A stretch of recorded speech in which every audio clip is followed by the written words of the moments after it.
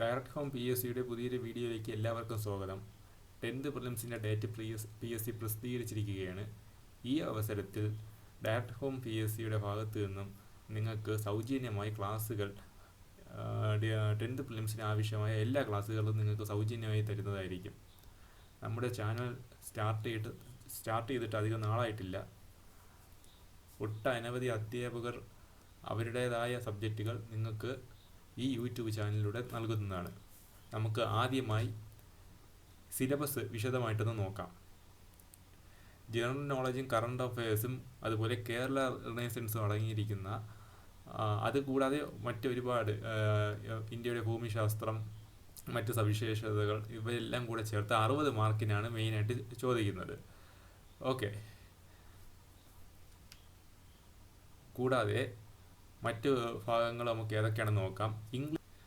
കൂടാതെ ജനറൽ സയൻസിൻ്റെ ഭാഗത്ത് 10 മാർക്കാണ് നിങ്ങൾക്ക് ചോദിക്കുന്നത്. ജനറൽ സയൻസ് കൂടുതലും മനുഷ്യ ശരീരത്തെക്കുറിച്ചുള്ള പൊതു അറിവുകളും അതുപോലെ നമ്മളെ വിറ്റാമിൻസ്, രോഗങ്ങൾ, രോഗകാരികൾ തുടങ്ങിയ കാര്യങ്ങളാണ് ഈ ഭാഗത്ത് ഉള്ളത്. ഫിസിക്കൽ സയൻസിൻ്റെ ഭാഗത്ത് ഫിസിക്സും കെമിസ്ട്രിയും കൂടെ ചേർത്തത് 10 മാർക്കിനാണ് വരുന്നത്. 10 മാർക്ക്. അത് കഴിയുകയാണെങ്കിൽ നമുക്ക് പിന്നെ ഉള്ളത് മാത്സ് ആണ്. 20 മാർക്കിനാണ് maths and mental ability. Maths and മെൻ്റലബിലിറ്റിയെ രണ്ടായിട്ട്, ലഘുഗണിതത്തിൻ്റെ ഭാഗത്തും അതേപോലെ മെൻ്റലബിലിറ്റിയും 10 മാർക്കിനായിട്ട് രണ്ടായിട്ട് തരം തിരിച്ചിട്ടുണ്ട്. എന്നാൽ ഇതുവരെ പി എസ് സി കണ്ടുവരുന്ന പ്രവണത എന്തെന്ന് വെച്ചാൽ 10 എന്നുള്ള രീതിയിലായിരിക്കത്തില്ല. ഈ രണ്ട് സ്ഥലത്തു നിന്നുള്ള കോമ്പിനേഷൻ, ചിലപ്പം ഒരു ഭാഗത്തു നിന്ന് 15 മാർക്കിനും മറ്റു ഭാഗത്തു നിന്ന് 5 മാർക്കിനും ഒക്കെ ആയിരിക്കും ചോദിക്കുന്നത്. അത് ക്വസ്റ്റ്യൻ്റെ ലെവൽ അനുസരിച്ചിരിക്കും.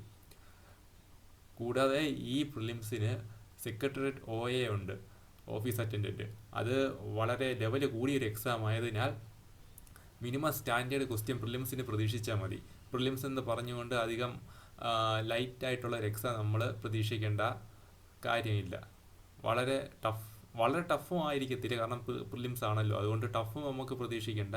ബട്ട് വളരെ ഈസി ആയിട്ടുള്ള എക്സാം നമ്മൾ പ്രതീക്ഷിക്കേണ്ട ആവശ്യമില്ല. ഒരു മീഡിയം റേഞ്ച് ആയിരിക്കും.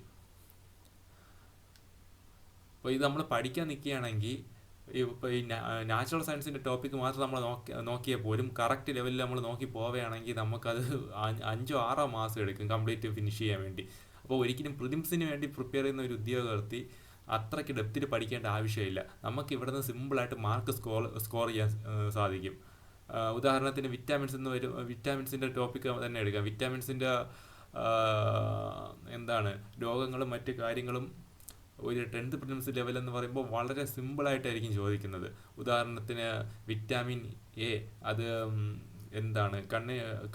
കണ്ണും കാഴ്ചയുമായിട്ട് ബന്ധപ്പെട്ടത്. റെക്റ്റിനോളാണ് അതിൻ്റെ ജീവകത്തിൻ്റെ നാമം. അങ്ങനെയുള്ള കാര്യങ്ങൾ വളരെ ബേസിക്കായിട്ടേ ചോദിക്കത്തുള്ളൂ. അതിൻ്റെ ഡെപ്തിൽ ഇറങ്ങി പോകേണ്ട കാര്യമില്ല. അതുപോലെ രോഗങ്ങളും രോഗകാരികളെന്ന് പറയുമ്പം ഇപ്പം ഓരോ അസുഖവും അത് ഏത് മീഡിയത്തിൽ കൂടിയാണ് നമുക്ക് പകരുന്നത്, അങ്ങനത്തെ കാര്യങ്ങളാണ് ചോദിക്കുന്നത്. പിന്നെ കേരളത്തിലെ ആരോഗ്യക്ഷേമ പ്രവർത്തനങ്ങൾ, അതെല്ലാം നമുക്ക് കറണ്ട് അഫെയർ റിലേറ്റഡ് ആയിട്ടാണ് ഇവിടുന്ന് ചോദിക്കുന്നത്. അത് നമുക്ക് നോക്കാറുണ്ട്. പിന്നെ ഭക്ഷ്യ കാർഷിക വിളകൾ അത് നോക്കാറുണ്ട്. വനവിഭവങ്ങൾ, പരിസ്ഥിതിയും പ്രശ്നങ്ങളും. അപ്പോൾ ഇതൊക്കെ സിമ്പിളാണ്, നമുക്ക് പെട്ടെന്ന് തീരും. പക്ഷേ മനുഷ്യ ശരീരത്തെ കുറിച്ചുള്ള അറിവ്, ഇവിടെയാണ് ഉദ്യോഗാർത്ഥികൾ ഒരുപാട് സമയം കളയുന്നത്.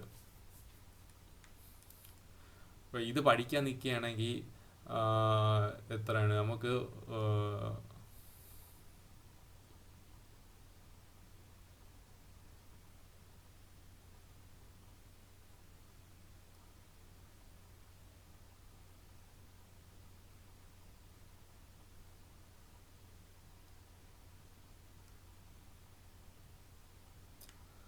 ഓക്കെ. അപ്പോൾ ഇത് പഠിക്കാൻ നിൽക്കുകയാണെങ്കിൽ ഇപ്പം മനുഷ്യ ശരീരത്തിനെ കുറിച്ചുള്ള പൊതു അറിവെന്ന് പറയുമ്പോൾ തന്നെ അതിൽ വരുന്നത് നമ്മുടെ കണ്ണ് വരും, ബ്രെയിൻ വരും, എല്ലാ ഭാഗങ്ങളും, സ്കെൽറ്റൻ സിസ്റ്റം, നെർവസ് സിസ്റ്റം തുടങ്ങിയ കാര്യങ്ങൾ. അത് പഠിക്കാൻ നിൽക്കുകയാണെങ്കിൽ ഒരുപാട് കാര്യം. എന്നാൽ അവിടെ നിന്ന് വളരെ കുറച്ച് മാർക്കിന് മാത്രമേ ചോദിക്കുന്നുള്ളൂ. അതുകൊണ്ട് ഈ ടോപ്പിക്ക് നമുക്ക് എങ്ങനെയാണ്, ഒരു പ്രിലിംസ് എക്സാമിന് എത്രയാണോ ആവശ്യമുള്ളത് അത് മാത്രം നമ്മൾ പഠിച്ചാൽ മതിയായിരിക്കും.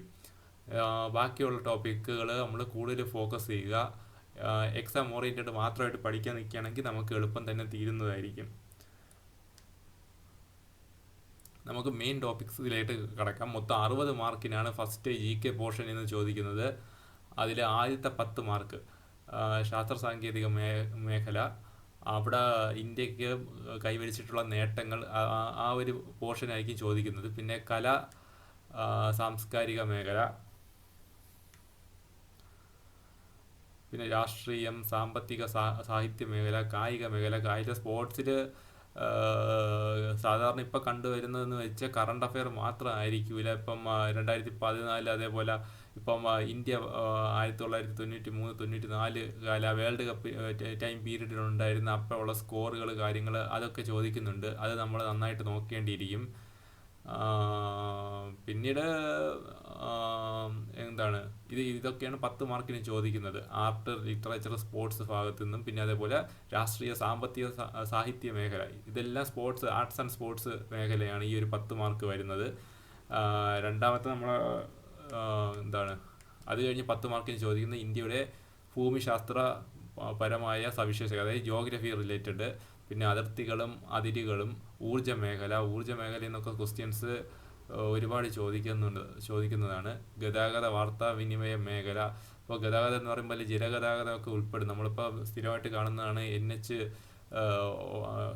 അല്ല, ക്ഷമിക്കണം, NW, നാഷണൽ വാട്ടർ വേസിനെ കുറിച്ച്. NW1, NW2, NW3 ഒക്കെ കോമൺ ആയിട്ട് ഇപ്പോൾ ചോദിക്കുന്നതാണ്. അതുപോലെ പ്രധാന വ്യവസായങ്ങൾ ഇവയെക്കുറിച്ചൊക്കെയാണ് അടുത്ത 10 മാർക്കിന് ചോദിക്കുന്നത്. അത് കഴിഞ്ഞ് ചോദിക്കുന്നത് ഇന്ത്യയുടെ സ്വാതന്ത്ര്യവുമായി ബന്ധപ്പെട്ട രാഷ്ട്രീയവും സാമൂഹികവും സാംസ്കാരികവുമായി ബന്ധപ്പെട്ട മുന്നേറ്റങ്ങൾ, ദേശീയ പ്രസ്ഥാനങ്ങൾ, സ്വാതന്ത്ര്യത്തിനെതിരെ ഇന്ത്യ നേരിട്ട പ്രധാന വെല്ലുവിളികൾ. ഈ ഒരു ടോപ്പിക്കിൻ്റെ അകത്തായിരിക്കും നമുക്ക് പഞ്ചശീല തത്വങ്ങൾ, അതേപോലെ തന്നെ ഇന്ത്യയുടെ പഞ്ചായത്തി രാജ്, മുനിസിപ്പാലിറ്റി, പഞ്ചായത്ത്, അങ്ങനെ ഇന്ത്യക്ക് കൈവരിച്ചിട്ടുള്ള നേട്ടങ്ങളും കാര്യങ്ങളും എല്ലാം ഇവിടെ ഈ ഒരു ടോപ്പിക്കിലാണ് വരുന്നത്. അത് കഴിഞ്ഞ് അടുത്ത 10 മാർക്ക് ഒരു പൗരൻ്റെ അവകാശങ്ങളും കടമകളും, ഇന്ത്യയുടെ ദേശീയ ചിഹ്നങ്ങൾ, ദേശീയ പതാക എന്നാണ് നമ്മൾ അഡോപ്റ്റ് ചെയ്തത്, അപ്പോൾ അതൊക്കെ വരും. പിന്നെ ദേശീയ ഗീതം, ദേശീയ ഗാനം തുടങ്ങിയവ, അതിൻ്റെ അടിസ്ഥാന വിവരങ്ങൾ. അതേപോലെ മനുഷ്യാവകാശ കമ്മീഷനും അതിൻ്റെ ഡീറ്റെയിൽസ്, അതിൽ കമ്മീഷൻ ചെയർമാൻ, അംഗങ്ങൾ തുടങ്ങിയതും അവർ എന്നാണ്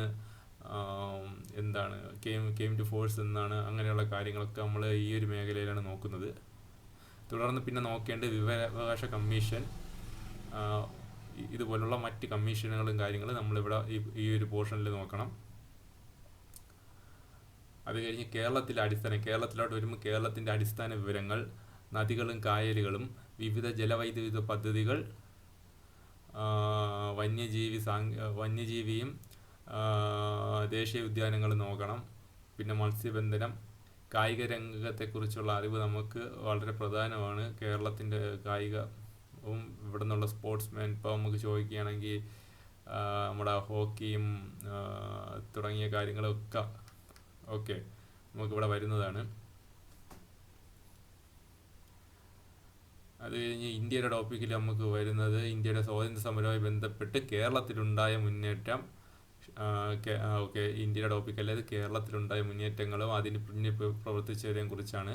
കേരളത്തിലെ സാമൂഹിക പരിഷ്കരണവും ബാക്കിയുള്ള ഇതാണ് നമ്മളെ റിനൈസൻസ്. ഈ ഭാഗം ഇത് ഫുള്ള് റിനൈസൻസ് ആണ്. 10 മാർക്കിനാണ് റിനൈസൻസ് ചോദിക്കുന്നത്. അങ്ങനെ ഇവയെല്ലാം കൂടെ ചേർത്തുകൊണ്ട് നമുക്ക് 60 മാർക്കിനാണ്. ഈ 6 ടോപ്പിക്കുകൾ കൂടെ ചേർത്തുകൊണ്ട് നമുക്ക് വരുന്നത് 60 മാർക്ക്.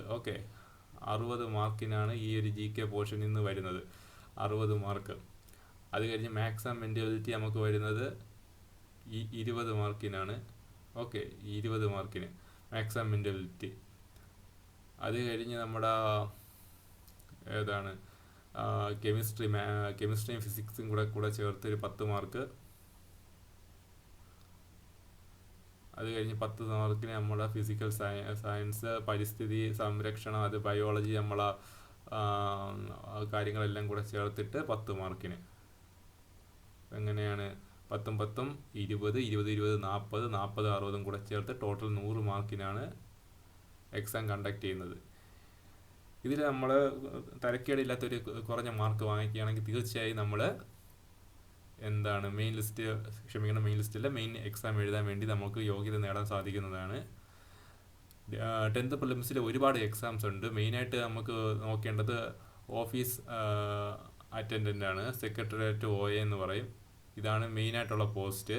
പിന്നെ ഏറ്റവും കൂടുതൽ ഉദ്യോഗാർത്ഥികൾ നോക്കുന്നത് എക്സാമാണ് ലാബ് അറ്റൻഡൻ്റ് എക്സാം. ഇവയെല്ലാം ഇതിലുണ്ട്. ഇവ കൂടാതെ ഒരുപാട് എക്സാംസ് ഇതിൻ്റെ അകത്ത് ഇൻക്ലൂഡഡ് ആണ്. അപ്പോൾ ഏവർക്കും നല്ല രീതിയിൽ പഠിച്ച് എഴുതാൻ സാധിക്കുമെന്ന് കരുതുകയാണ്. തുടർന്ന് ഒരുപാട് ക്ലാസ്സുകൾ ഡയറക്റ്റ് ഫ്രം PSCയിൽ വരുന്നുണ്ട്. സോ നിങ്ങൾ വാച്ച് ചെയ്യണം. അതുപോലെ